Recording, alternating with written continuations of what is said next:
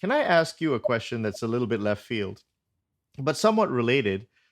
I think for many non-cellists, maybe the most famous cello song is the Bach cello suite in G. Everyone, as a cellist, let me ask you, as a cellist and an improviser, when you Mhm. look at that piece, I've seen some, for me, not very satisfying analyses of the piece on YouTube, and but Mhm. you're someone who improvises in the traditional way. When you look at Mhm. something like that and what Bach is doing, Mhm. what comes to mind? Just can you spend a little bit talking about that cello suite, the one in Yeah. G?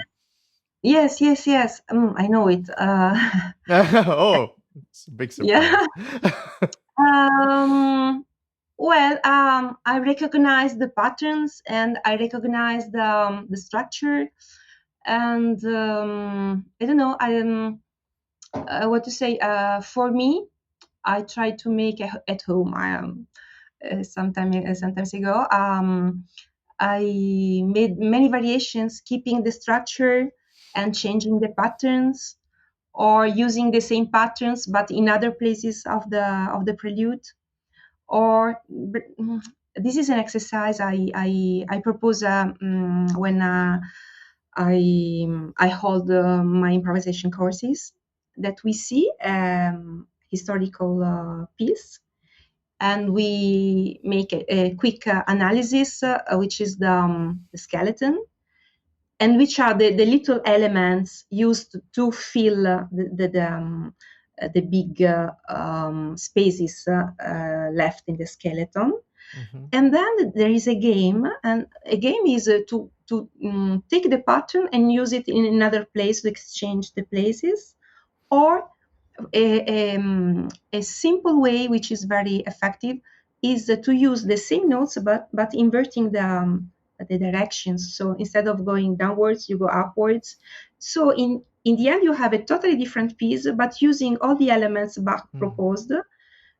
It's a way to it's like a game, and to have fun with music. But I think you learn so much. And what I have to say, Bach is fantastic. I No, don't know what to no. I say. mean, okay. Wait, hold a second. You were so casual about the fact that you could take a piece like that, one of the most famous pieces, and mess around with the notes.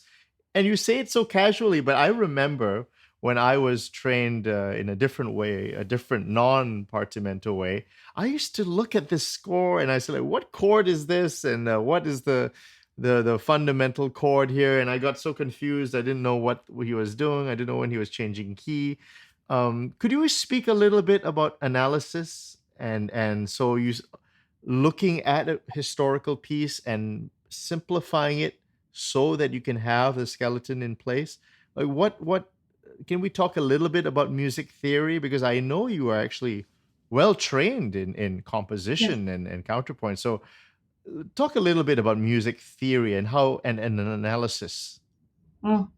Without any example, as a bit let's say general, but just to say a couple of phrases.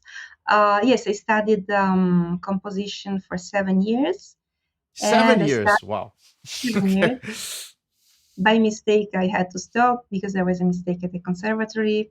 Unfortunately, I was radiated. It was a shock. It was awful, really. Anyway, this is my history, and now I'm so happy that I can improvise, and it's a bit Mm.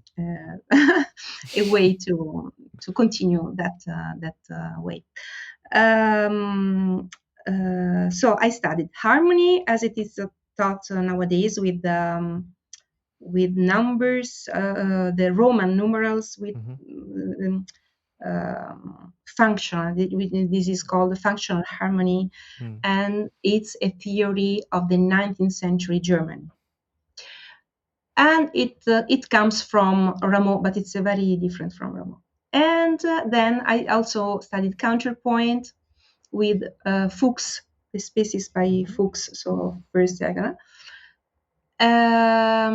But these tools, mm, I'm happy I studied them because I have a common language with all my colleagues, and I can also understand modern music. But for the music of the 18th and earlier periods, they are not so useful because they built music in a very different way. Because the first thing they did is to make counterpoint. So the first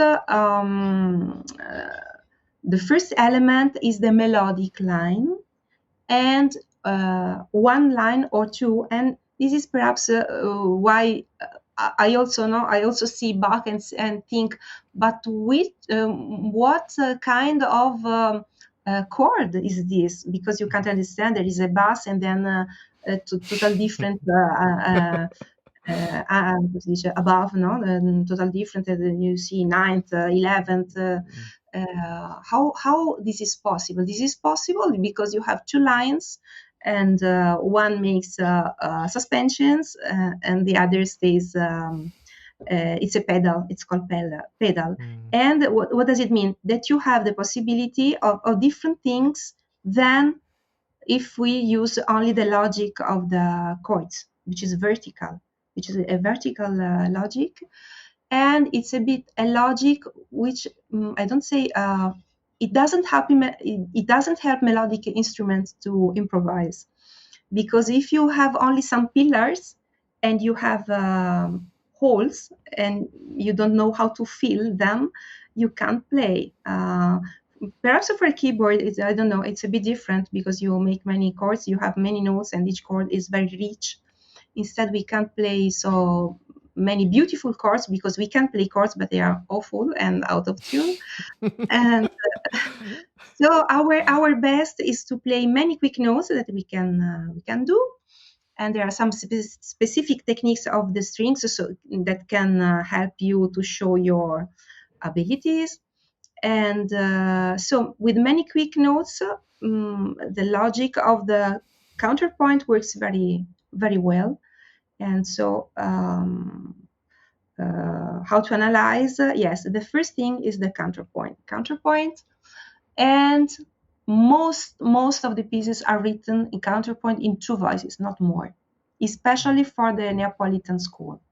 Two voices, and when it's complicated, it's three voices. Instead, this is for instrumental music. Instead, in vocal music, we have the strict counterpoint, which in Italian is stile severo, which is conservative, in which you have to take care of the voices, and you can't make all that tricky stuff of instruments. And there you have double counterpoint for voices, double choir, and very, very complicated things. But for instrumental music, it's the bases are more simple, because on these bases they added so much, so much, really.